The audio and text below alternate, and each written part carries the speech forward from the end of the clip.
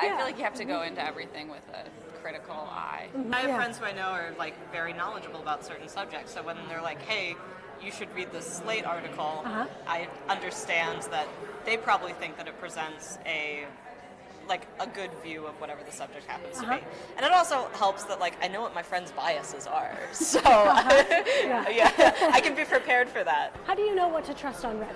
What to trust? Well, a lot of the links will be posted from like news sources. So like whatever subjects or fields interest me, like there are a lot of links posted, and like I guess there are a lot of knowledgeable people on there who talk about stuff.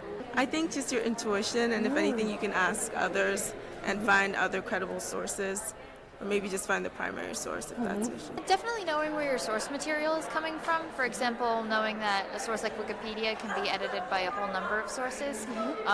Anything done by a government website is more likely to be kind of a little bit more secure, as well as finding out anything from a peer-reviewed source. So knowing that when you just Google something, that not every source is going to be totally trustworthy. It's pretty tough, actually, because there's a lot of stuff out there, especially with business stuff. So a lot of it's just looking at the source, like who's the author. So like I'll see who wrote it, and then sort of just quick Google search of them, see if they're reputable. So what makes them reputable? What makes them irreputable? I just look at other things they've written, see like where they went to school, if they're credible, if they have backing, stuff like that. It's able to be edited, kind of like Wikipedia. I know a lot of professors say not to use Wikipedia, even though I do use it a lot for information. Something that makes me a little skeptical, something of obviously a source I haven't seen before.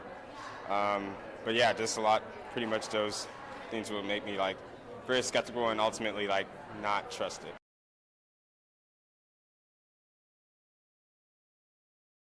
Trust my mom a lot. My dad, though, sends me a lot of articles, but I don't know, I read them.